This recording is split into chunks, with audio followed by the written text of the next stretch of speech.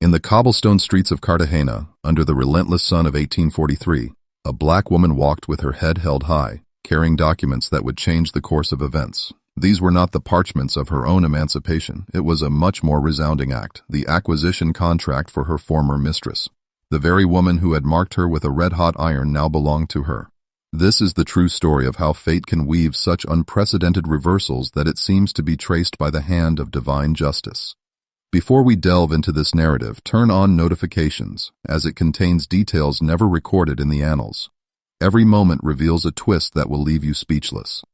It was the year 1823. Maria Clemencia arrived at the vast estate of the Villanueva family when she was just 8 years old. She was acquired at the port's slave market, torn from her mother's arms, whom she would never see again. Her price was 40 gold pesos, less than a thoroughbred horse. Doña Catalina de Villanueva was renowned throughout Cartagena, not for her beauty or refinement, but for the meticulous cruelty with which she treated her slaves. Aged 32, widowed by a Spanish merchant who had bequeathed her properties and a considerable fortune, she had no children of her own. She transmuted the suffering of others into her sole means of feeling power. Maria Clemencia quickly learned the rigors of this household, waking before dawn, drawing icy water from the well, preparing her mistress's breakfast exactly as she liked it. Thick chocolate, egg-based arroz, and fruit peeled and cut into perfect quarters. A single mistake meant the whip. 2 mistakes meant the stocks in the courtyard under the midday sun. The city of Cartagena was buzzing with change. Independence from Spain had occurred barely 2 decades earlier, bringing with it promises of freedom that never reached those who needed it most urgently. Laws stipulated that children of slaves born after 1821 would be free on their 18th birthday. But for those already branded, chained to their masters, freedom was just an empty word floating in the humid Caribbean air. Doña Catalina observed a singular custom. Whenever a slave gravely displeased her, she was not content with ordinary corporal punishment. She would order the branding iron, bearing her initial, an ornate S, to be brought and heated until it glowed like hell. The mark imprinted on the right shoulder remained visible, indelible, an implacable reminder of the extent of her power. Maria Clemencia received her mark at the age of 12. Her offense was spilling a drop of coffee on her mistress's favorite silk dress during a social reception. The pain was so intense that she lost consciousness. When she awoke, the smell of burnt flesh still permeated the air, and Doña Catalina stared down at her, a satisfied smile on her lips. The years passed like a contained eternity. Maria Clemencia grew, observing, learning, burying each humiliation in a corner of her mind where resentment transformed into something colder and more calculated. Determination. Don Sebastian Montes was Doña Catalina's accountant, a freed mulatto man who kept the hacienda's records. He was born free because his Spanish father had acknowledged him, a virtually unheard-of privilege. He visited the grand estate every week to examine the accounts, and something in the gaze of Maria Clemencia, then 16, caught his attention. It was not pity he felt, but recognition. He detected in her the same spark that had animated him, that thirst to be more than what destiny had ordained. One afternoon, while waiting in the courtyard, Don Sebastian left his account book open. Maria Clemencia, presumed illiterate like all slaves, approached. Her eyes scanned the numbers with a speed that astonished him. She did not just recognize the symbols, she deciphered them, she understood them. Thus began a clandestine education. In the brief moments when Doña Catalina was absent for her social engagements, Don Sebastian first taught her numbers, addition, subtraction, multiplication, the foundations of commerce. Then came letters, scribbled in the sand of the courtyard and erased immediately. Maria Clemencia was an insatiable student. She memorized everything from the first explanation. In a month, she mastered basic operations. In a year, she could read entire contracts and grasp every clause. Don Sebastian was stunned but also worried. Knowledge in the hands of a slave was a dangerous weapon, both for the one who possessed it and for the one who concealed it. However, Maria Clemencia was nurturing a plan that was just beginning to emerge. She observed how Doña Catalina managed her affairs, her properties, her investments. The mistress was rich, but lacked financial acumen. She spent on imported jewelry and dresses, on ostentatious parties that impressed no one. Her properties yielded less than they should have, because her cruelty encouraged slaves to provide only minimal effort to avoid punishment, never with true motivation. By the age of 20, Maria Clemencia had forged within herself a quality that Doña Catalina could never acquire: strategic patience. She did not think of escaping.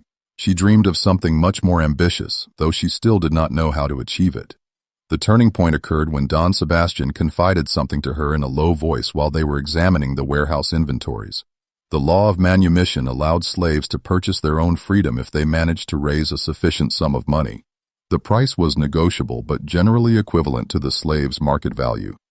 For a young, robust woman like Maria Clemencia, this represented about 200 gold pesos, an unattainable fortune, or at least it seemed that way. Destiny uses singular ways to offer opportunities. For Maria Clemencia, it took the form of an accounting error that no one else noticed. Doña Catalina had inherited several port properties, warehouses that she rented to merchants. Don Sebastian managed the collections, but the mistress insisted on personally checking the registers each month, not out of diligence but out of mistrust. It was one of her countless contradictions. She mistrusted everyone except her own judgment, which was deficient. In March, one of the tenants paid twice in the same month due to a misunderstanding. Don Sebastian recorded both payments, but during the verification with Doña Catalina, she only focused on the first entry. The second payment remained recorded in the general ledgers but not in the mistress's personal notebook.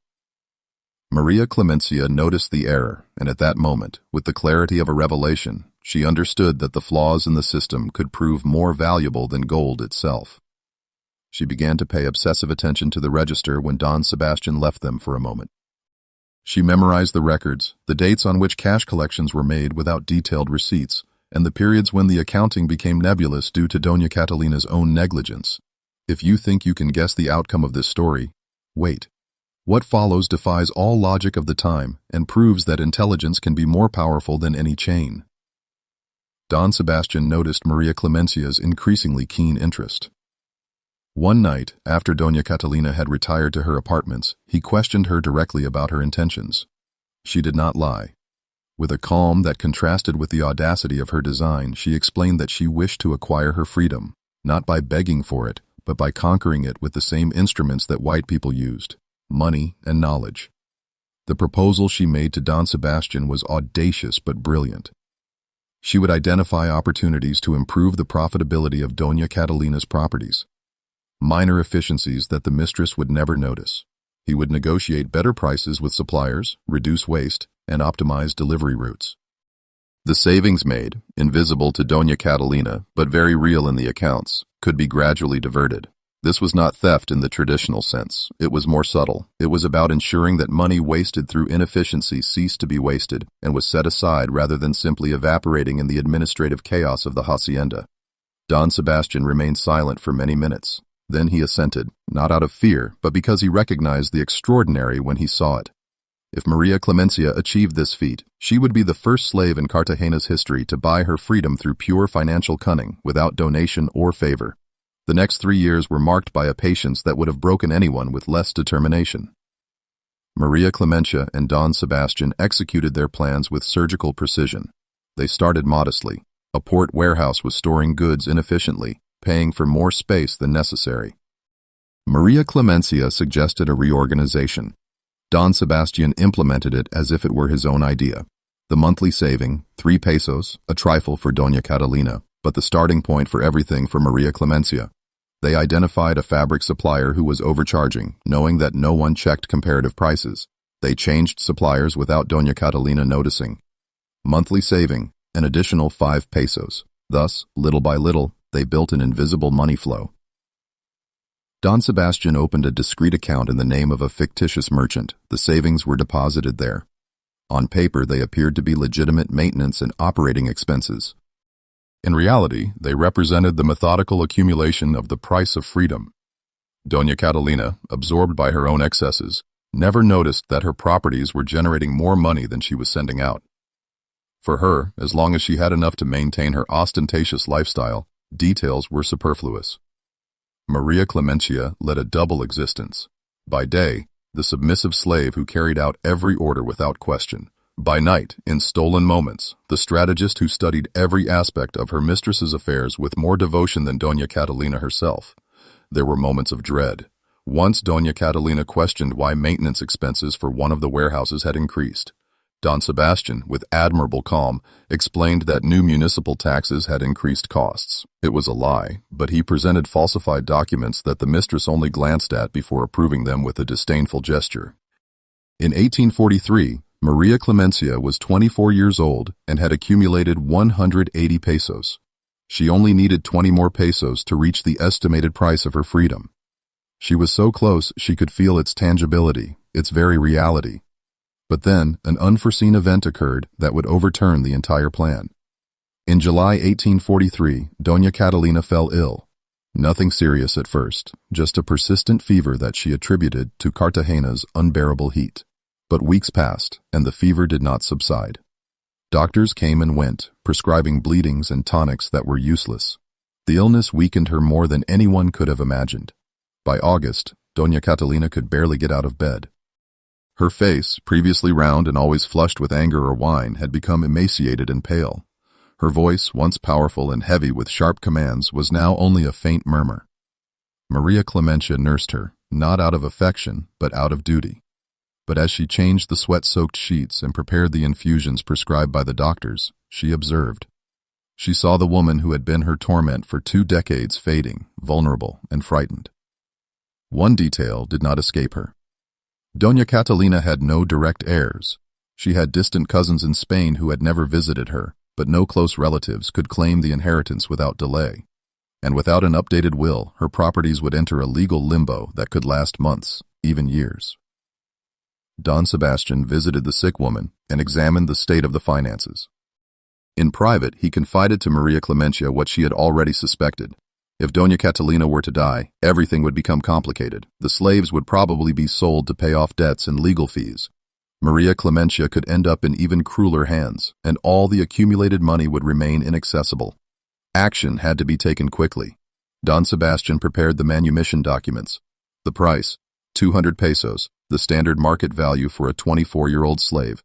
Maria Clemencia had 180. She was missing 20. On the night of August 15th, Don Sebastian did something that could have cost him dearly. He falsified the final receipt. In the ledger, it appeared that Maria Clemencia had completed the payment. In reality, the last 20 pesos had never existed. It was a calculated risk amidst the administrative chaos caused by Doña Catalina's illness. The next morning, with Doña Catalina barely conscious and weakened, Don Sebastian presented the documents for her signature. He explained in simple, urgent terms that it was a formality to release assets that would protect her estate. Doña Catalina, clouded by fever and vaguely trusting what her accountant knew how to do, signed. Maria Clemencia was free. Freedom came without celebration, without tears of joy. Maria Clemencia left the grand estate on a Wednesday at dusk, her manumission papers clutched to her chest, and a determination that burned more fiercely than ever. Nothing was finished. Everything was just beginning. In the following weeks, while Doña Catalina slowly recovered from her illness, Maria Clemencia settled into a small room in the Gethsemane neighborhood. It was cramped and hot, but it was hers. For the first time in her life, she could close a door and be alone without fearing an order or punishment. However, she did not passively enjoy this freedom. With Don Sebastian as a silent partner, she began to work as a commercial intermediary. She knew the port business better than many merchants, having studied operations for years. She connected sellers and buyers, negotiated commissions, and identified opportunities that others missed. Her unique asset: she was a freed black woman in a city where this was rare but not impossible. White merchants underestimated her. They thought they could trick her. A fatal mistake. Maria Clemencia knew every trick, every price hike, every hidden clause. She negotiated with a quiet firmness that disconcerted men accustomed to intimidation. In 6 months, she had multiplied her capital. Her initial pesos turned into hundreds, then thousands. She invested in goods that she knew would increase in value. She bought low when others had to sell quickly. She sold high when demand was strong. Doña Catalina recovered her health, but not entirely. The illness had left her weakened, and her temperament became even more unpredictable. She dismissed Don Sebastian in a fit of unfounded paranoia, accusing him of embezzlement without proof. He left without protesting, knowing that any defense would only worsen the situation. The hacienda began to decline without his competent management. Tenants were late with payments, suppliers overcharged. The remaining slaves worked less in the absence of effective supervision. Doña Catalina, who had never truly understood the functioning of her affairs, saw her fortune erode without grasping the reason. In December 1843, an extraordinary piece of news reached Maria Clemencia's ears. Doña Catalina was considering selling some of her properties. Debts were mounting, medical expenses had been exorbitant, and she needed immediate cash. Among the assets she planned to sell was one Maria Clemencia knew intimately: the port warehouse, the first source of her savings. Its market value was around 700 pesos. But Doña Catalina, desperate and poorly advised, was ready to accept less for a quick sale. Maria Clemencia had exactly 650 pesos. She made an offer of 600, payable immediately in cash. For Doña Catalina, who did not recognize her former slave in the businesswoman facing her, it was an unexpected blessing. The transaction was concluded in a week. Maria Clemencia now owned a property she had once secretly administered as a slave. The irony was palpable, but it was not enough. The year 1844 began with Doña Catalina caught in a downward spiral that seemed inescapable. Property sales had not solved her problems because she did not know how to manage what remained. She spent more than she earned, maintained a lifestyle she could no longer afford, and rejected the advice of anyone who tried to help her.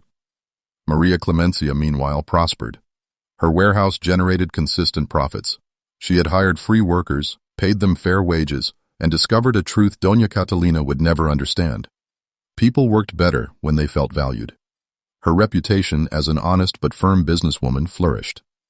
In March, Doña Catalina put the grand estate itself up for sale, her last valuable property.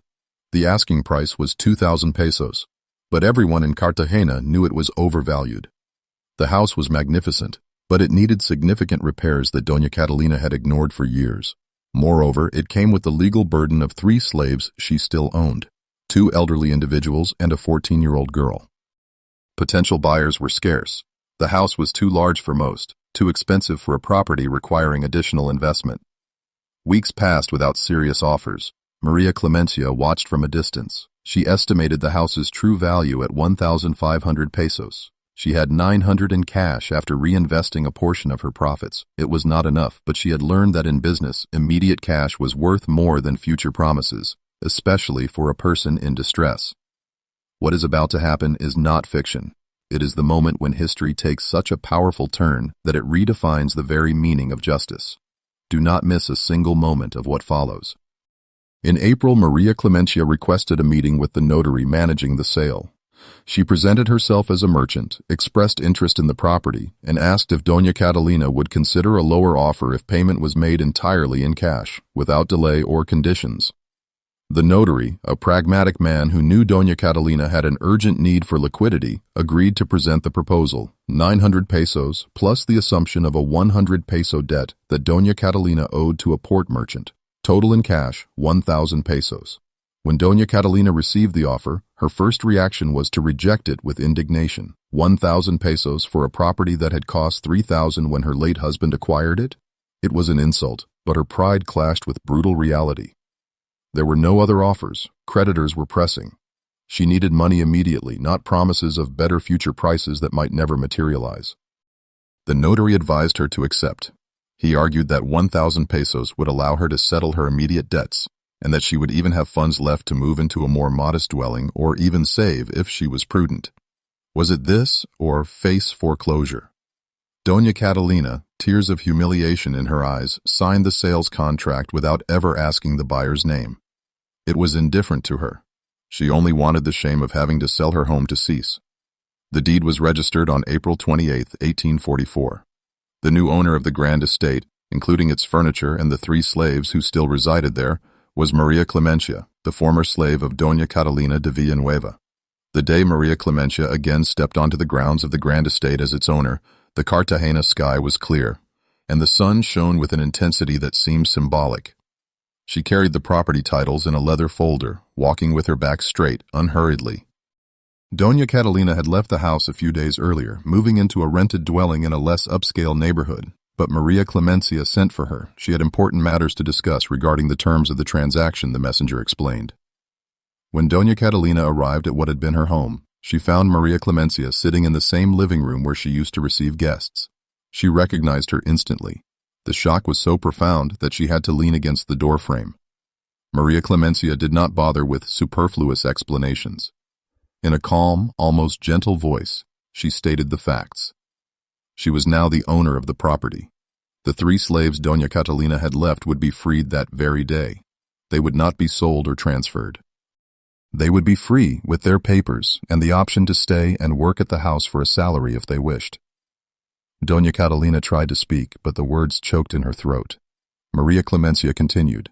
There was a room for Doña Catalina in the house if she needed it, not as mistress but as a tenant. The rent would be modest, commensurate with what she could pay with the remainder of the sale, or she could leave and never return. The choice was hers. The former mistress collapsed into a chair, her face contorted by disbelief and something even deeper, the devastating understanding of what had just happened. It was not just that she had lost everything, it was that she had lost it to the only person she had never imagined capable of such a thing. Maria Clemencia approached, knelt before her to meet her eyes, and spoke words that Doña Catalina would carry to her grave. You taught me that power is the only thing that matters in this world.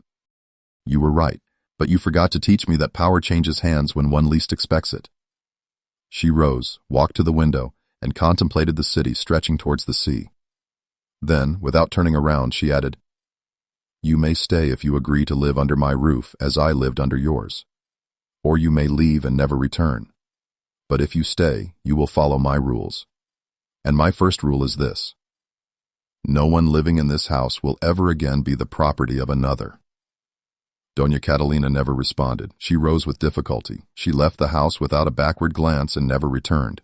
She would spend her last years in increasingly cramped rented rooms, supported by the charity of acquaintances who had feared her when she held power and now pitied her. Maria Clemencia remained by the window long after her former mistress left, gazing at the horizon where the Caribbean met the sky. She felt neither triumph nor joy. She experienced something more complex, the weight of having proven that justice, though slow and tortuous, could manifest in forms no one anticipated. Maria Clemencia lived in the Grand Estate until her death in 1871 at the age of 52. But the 27 years she spent as owner of that house were not merely an extension of her existence. They were the deliberate building of a legacy that defied established narratives about power, race, and justice in 19th century Colombia. The first months following her acquisition of the property were ones of silent but profound transformation. Maria Clemencia did not seek vengeance in the traditional sense of the word. She did not humiliate the 3 slaves she inherited with the house. She did not brand them with red-hot irons, nor did she subject them to the punishments she herself had endured.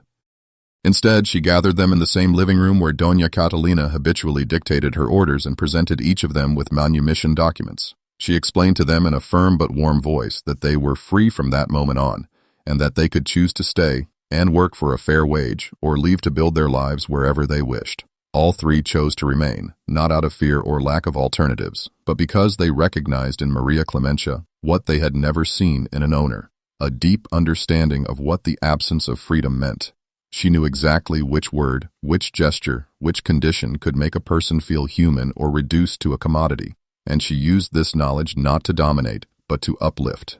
The metamorphosis of the Grand Estate into a haven for free people seeking employment and stability was not fortuitous.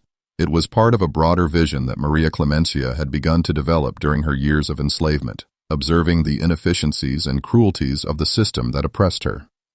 She grasped a truth that few understood in her time, that true prosperity did not arise from extracting maximum labor at minimal human cost, but from creating conditions where individuals could flourish and, in doing so, generate shared wealth. In 1845, barely a year after acquiring the Grand Estate, Maria Clemencia opened a small sewing workshop in one of the salons that had once served for Doña Catalina's social receptions. She hired free women, many of whom were former slaves who had bought their freedom or received it through their masters' wills. She paid them above-average market wages and taught them not only to sew but also to manage money, negotiate prices, and understand contracts. She replicated, with her own adaptations, the clandestine education Don Sebastian had provided her years earlier. The workshop prospered in a way that astonished even Cartagena's most established merchants. The women worked with a dedication that could not be bought by threats or whips.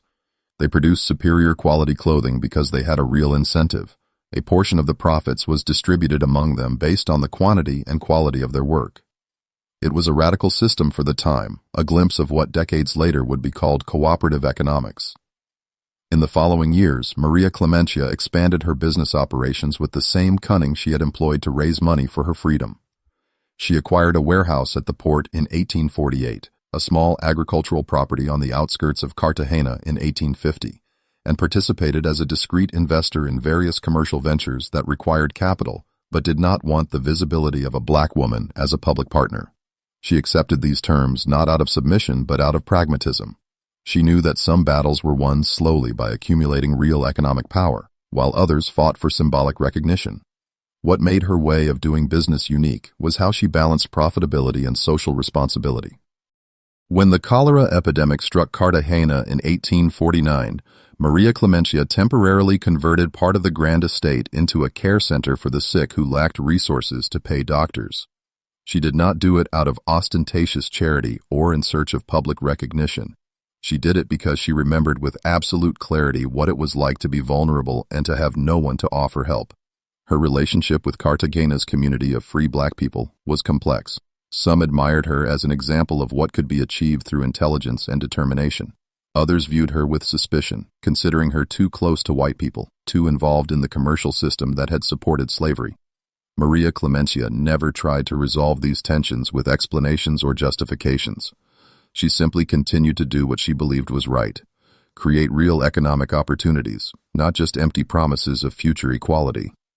The definitive abolition of slavery in Colombia occurred in 1851, barely 7 years after Maria Clemencia acquired the Grand Estate.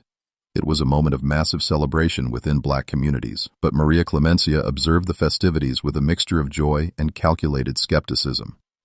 She knew from her own experience that legal documents did not automatically eradicate the structures of power and inequality built over centuries.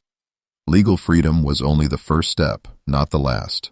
And she was right. The years that followed abolition demonstrated that many former slaves received their freedom without resources, without land, without education, and without the social connections necessary to prosper in an economy that remained dominated by the same white families who had owned slaves. Some ended up working in conditions barely superior to slavery, trapped by debts and abusive contracts. Maria Clemencia reacted to this reality by developing her operations in a way that specifically benefited recently freed people. She created a microcredit system before the term even existed, lending small sums of money to individuals eager to start their own businesses, but lacking access to formal banks that only lent to established property owners. The interest she charged was fair, the terms were clear, and more importantly, she offered advice on managing the borrowed money. Not all projects prospered, but those that succeeded generated a multiplier effect within the community. Maria Clemencia was years old, and had accumulated a fortune that rivaled that of many traditional white families in Cartagena. However, unlike them, she never used her wealth to acquire social status, nor to integrate into the elitist circle that would have rejected her anyway. Her power was economic and therefore more solid than social power, which depended on perceptions and traditions. Attempts to discredit her emerged. Rumors circulated about how she had acquired her initial capital, insinuations that she had defrauded Doña Catalina, and unfounded accusations that she maintained inappropriate relationships with white merchants in exchange for favors. Maria Clemencia ignored all of this with an indifference that disarmed her detractors. She had no need to defend her reputation, for her actions spoke louder than any slander. What few people knew was that Maria Clemencia maintained regular correspondence with Don Sebastian Montes, who, after being dismissed by Doña Catalina, had established his own accounting firm in Bogotá. In their letters, they exchanged not only information about business and commercial opportunities, but also reflections on the state of the country, on the real possibilities for equality in a society barely out of slavery, on the limits and potential of economic freedom as a tool for social transformation. Don Sebastian traveled to Cartagena in 1862 and stayed at the Grand Estate for 2 weeks. It was the first time they had met since the tumultuous days of 1843. They walked together through the same corridors where years earlier they had secretly conspired to amass the price of freedom. And Don Sebastian confessed to her what Maria Clemencia had already sensed, that by helping her, he had healed his own wounds. He had been born free by a happy accident of birth, not by merit, and had always felt a diffuse guilt about the privileges it conferred upon him, while others, equally capable, remained enslaved. Helping Maria Clemencia had been his way of giving profound meaning to this accidental privilege. The final years of Maria Clemencia's life were marked by consolidation rather than expansion. She gradually began to transfer the management of her affairs to the people she had trained for years, creating a structure where ownership and control were distributed among several managers instead of being concentrated in a single person. It was her way of ensuring that what she had built would endure beyond her own existence. At the age of 8 years old, Maria Clemencia began to experience health problems that the doctors of the time could not accurately diagnose. It was probably a form of heart or kidney disease, conditions for which there was then no effective treatment. During the following 2 years, her physical vigor gradually declined, although her mind remained sharp until the end. She spent her last months organizing her affairs with the same meticulousness she had applied to every aspect of her life. Her will was an extraordinarily detailed document that distributed her assets among the people who had worked with her, with specific provisions to ensure that none of these properties would be sold to families who had owned slaves. It was a legally debatable clause, but well drafted enough to withstand initial challenges. Maria Clemencia passed away on March 3, 1871, surrounded not by the blood family she had never reconnected with, but by the family she had chosen and built. The women of the sewing workshop, the managers of her businesses, the people who had found in her not a boss but a mentor and an ally. Her funeral was an extraordinary event for Cartagena. Hundreds of free black people attended, recognizing her as a symbol of what was possible to achieve. But white merchants who had dealt with her also came and had learned to respect her astuteness and her word. The procession that carried her body to the cemetery deliberately passed in front of what had been the house where Doña Catalina had lived her last years in poverty and isolation. This was not cruelty, but a silent reminder of how destiny had rewritten 2 lives that had begun at opposite ends of the social hierarchy. Doña Catalina had died 19 years earlier, in 1852, in relative poverty. Her disappearance went practically unnoticed, recorded in parish registers with the impersonal brevity of someone who no longer mattered to anyone. She left no significant inheritance, no legacy worthy of mention. Her name survived only in legal documents and in the memories of those who remembered her cruelty as a warning about the dangers of power devoid of empathy. The contrast between these 2 deaths, between these 2 legacies, says more about justice and the meaning of existence than any philosophical treatise.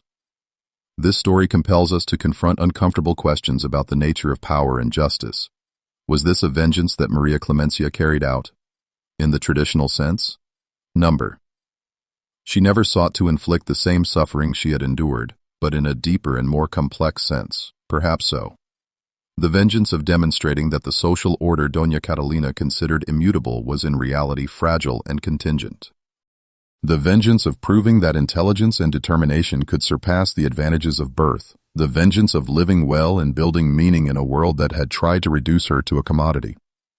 What makes this story particularly relevant is not only the extraordinary facts it describes, but also what it reveals about systems of oppression and the possibilities of resistance.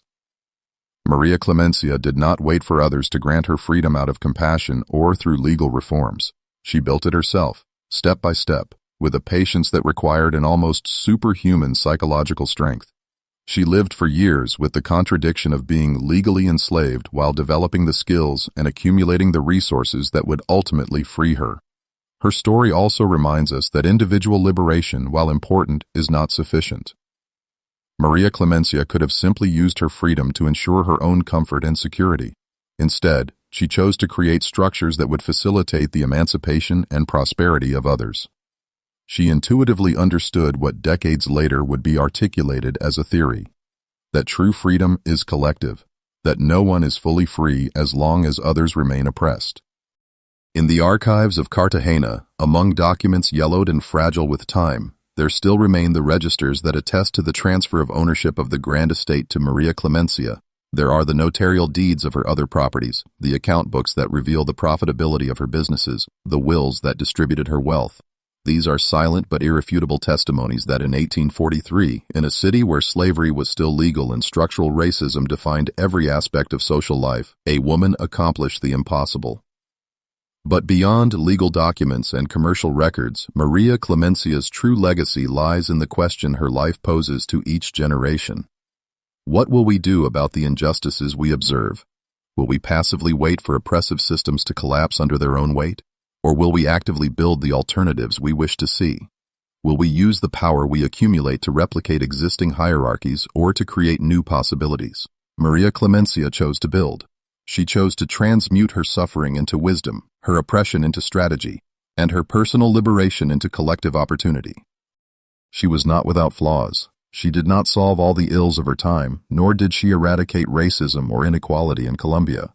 But within the space she could influence, through the lives she could touch, she demonstrated that a different world was possible. Such was the vengeance no one expected. Not the destruction of the oppressor, but the construction of alternatives so robust that oppression itself seemed obsolete. Not the dramatic spectacle of immediate justice, but the slow, meticulous, and cumulative labor of creating dignity where previously only humiliation existed. Not the proclamation of theoretical equality, but the practical demonstration of an ability that no prejudice could deny. Maria Clemencia's story reminds us that the most transformative moments are not always the most visible. It was not the signing of her manumission act that marked the most crucial moment of her life, although it was legally significant. It was every day spent studying figures in secret. Every strategic decision on how to accumulate and protect her resources. Every moment she chose calculated patience rather than immediate gratification. True transformation occurs in invisible spaces, in small decisions that, when accumulated, lead to monumental changes. And so, in a house in Cartagena that was once a theater of cruelty and oppression, Maria Clemencia wrote with her life a definitive answer to the question of whether justice is possible in an unjust world. The answer is yes, but not in the way we expect. It does not come from above, like a proclamation of benevolent authority. It arises from below, built by individuals who refuse to accept that the circumstances of their birth define them. It arrives slowly, painfully, demanding sacrifices that should not be necessary, but it arrives. Such is the final lesson Maria Clemencia bequeaths to us. True power does not lie in the ability to control others, but in mastering one's own destiny. True victory is not defeating our oppressors by their own rules, but creating entirely new rules where oppression no longer has meaning. True freedom is not merely the absence of chains, but the presence of possibilities. Under the relentless sun of Cartagena, an impossible story became reality, pushing the boundaries of what all future generations could envision as possible. Such is the legacy that no tomb could contain, no document fully grasp, and no future injustice erase. And yet, there is another truth that must be told about this story. A truth that transcends documented facts and enters the territory of what this memory means, of what it means to preserve memory in a world constantly striving to erase the most unsettling truths. When Maria Clemencia passed away in 1871, she left specific and detailed instructions in her will concerning the fate of the grand residence. The property could not be sold to any family that had owned slaves at any point in its history. A revolutionary clause that her legal heirs attempted to challenge, deeming it excessively restrictive and practically unverifiable. The legal disputes lasted nearly 5 years, consuming resources and sparking heated debates in Cartagena's legal circles. Eventually, under pressure from creditors and due to the complexity of maintaining the restriction, the property was divided and sold off.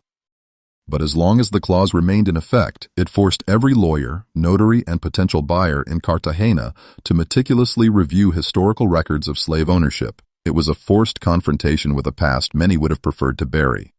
An excavation of family sins that the elites considered buried forever.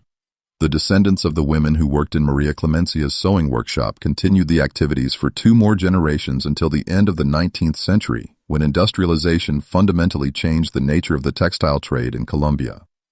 But the cooperative structure she had established, where the workers shared profits proportionally to their labor and actively participated in decisions regarding production and prices, left a profound mark on how some Afro-descendant communities in Cartagena organized their economic activities in the following decades. It was not just a business model, it was a life philosophy that shared prosperity was more sustainable and just than individual exploitation. There is an extraordinarily fascinating detail in the municipal archives of Cartagena, rarely mentioned in official histories, probably because it challenges comfortable narratives about progress and oblivion. In 1875, exactly 4 years after Maria Clemencia's death, a group of 12 Afro-descendant women, all former employees of her various businesses or daughters of her workers, submitted a formal petition to the municipal council. They sought authorization to establish a textile and food trade cooperative with a shared ownership structure and democratic management. In this extraordinarily well-written and argued document, they explicitly cited the model Maria Clemencia had created as a historical precedent and legal justification.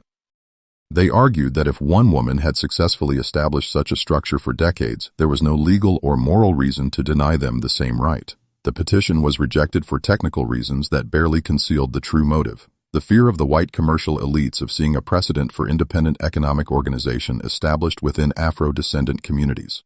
The official reasons cited irregularities in the incorporation documents and concerns about the petitioners' ability to manage their tax obligations. But the municipal council minutes preserved in the archives reveal comments from councilors who clearly expressed their discomfort with the idea of black women operating businesses without the supervision of white patrons. The rejection was a tactical defeat, but the very fact that such a petition existed, that these women knew Maria Clemencia's story in enough detail to invoke it as a legal argument, that they had the audacity to present themselves before authorities who considered them inferior, demonstrates that Maria Clemencia's legacy did not die with her. It lived in the imagination and determination of those who remembered her. The story we have reconstructed is extraordinary for its facts, but perhaps even more important for the arduous questions it poses to each generation that discovers it. Why do names like Maria Clemencia not appear in textbooks when we study the history of Colombia? Why do scholastic narratives celebrate merchants and politicians whose fortunes were built on slavery, yet ignore those who resisted and overcame that very slavery? The answer is as unsettling as it is necessary, because official historical narratives have been written preferentially by and for the descendants of those who held institutional power, not by those who challenged it from the margins. This selectivity is neither accidental nor neutral. It is a form of epistemological violence, a deliberate attempt to control which stories are deemed worthy of telling, which lives are considered worthy of remembering. When we erase from collective memory stories like Maria Clemencia's, we do not merely commit a historical injustice against her specifically, we commit an injustice against all future generations who need to know that people in impossible circumstances found ways to transform their reality. We limit the horizon of the possible. We reduce the spectrum of models of resistance and transformation available to those who today face their own oppressions. Preserving and disseminating stories like this is not simply an act of historical justice, though it is certainly that. It is fundamentally an act of political imagination and pragmatic hope. When young Afro-descendants in Colombia, Latin America, or anywhere else in the world learn that in 1843, under conditions that seemed designed to make any form of liberation impossible, a woman accomplished what Maria Clemencia achieved, this radically expands the scope of what they can consider possible in their own lives. The narratives we tell ourselves about the past are not passive entertainment. They are maps, tools, fuel for imagining different futures. Maria Clemencia never wrote memoirs, never kept a diary, never recorded a first-person account of her lived experience. This absence is painfully common in the histories of enslaved and marginalized people. Their voices reach us filtered, fragmented, mediated, reconstructed from records created by others for entirely distinct purposes. Legal acts of sale and acquisition, notarial transaction records, property inventories where human beings appear listed between furniture and animals. Each fragment of information about Maria Clemencia had to be extracted from archives that were never designed to honor her humanity, but to document her status as property, and then as an unusual owner. And yet, even in these arid and bureaucratic fragments, even in the cold language of contracts and deeds, the force of her will, the clarity of her strategic vision, the superhuman persistence of her determination shines with an intensity that no document can fully contain, nor any silence extinguish. The figures in accounting ledgers tell a story of methodical accumulation. The dates inscribed on property titles tell a story of impossible ascent. The clauses of her will tell a story of vision that extended beyond her own life. Every bureaucratic record is inadvertently a monument to her genius. This is the story we must carry forward. Not as a mere historical curiosity, not as an exceptional anecdote confirming the general rule of oppression, but as systematic proof that structures of domination, however solid and permanent they may seem, always conceal flaws, contradictions, spaces for maneuver, and that extraordinary individuals, armed with intelligence, patience, and unwavering determination, have repeatedly found ways to identify these flaws and expand them into paths toward freedom. Maria Clemencia's story is both a testament to the past and an urgent invitation to the present to observe our own circumstances with a critical eye, to identify the cracks in the structures that limit and oppress us, and to possess the monumental courage to systematically widen them. In the noisy streets of Cartagena today, among tourists photographing colonial architecture and vendors offering souvenirs, very few know the name of Maria Clemencia. No statue in public squares, no commemorative plaque on buildings, no street bears her name, no official monument honors her memory. The Colombian state, so prolific in erecting statues of generals and politicians, never considered that a woman who transitioned from slavery to ownership, through pure ingenuity, deserved public recognition. This absence of official recognition is itself a political statement about the lives deemed worthy of commemoration. But in the archives, in the yellowed and fragile documents that have survived more than a century and a half of Caribbean humidity and institutional neglect, her name remains indelible. Maria Clemencia, owner, merchant, liberator, visionary. And in this archival persistence lies a powerful promise that true stories, regardless of the efforts of contemporary elites and subsequent generations to conceal, ignore, or minimize them, find unexpected voices to survive, to re-emerge at crucial moments, to remind us who we truly are as a society and what we are truly capable of achieving when we collectively refuse to accept the limits that others try to impose on us. Such is the final vengeance no one expected or could anticipate. Not the violent destruction of the oppressor, not the exemplary punishment of the guilty, not the public humiliation of the one who humiliated, but something far more lasting and transformative. The unwavering persistence of memory against organized oblivion, the insistence of real history against sanitized official narratives. The absolute refusal, generation after generation, to be forgotten, silenced, or relegated to a footnote. Maria Clemencia gained her freedom by purchasing it through intelligence and patience. She bought her dignity through strategy and work. She built her legacy with vision and generosity toward those who came after her. And by accomplishing all of this under conditions designed to make every step impossible, she demonstrated a truth that resonates through the centuries, that true victory is not measured by the temporary defeat of the enemy, but by the creation of alternatives so solid, so real, so materially existing, and so well documented that the world has no choice but to finally recognize them, even when that recognition comes centuries later, when all protagonists are already dust, but their actions remain an indestructible testament to human possibility.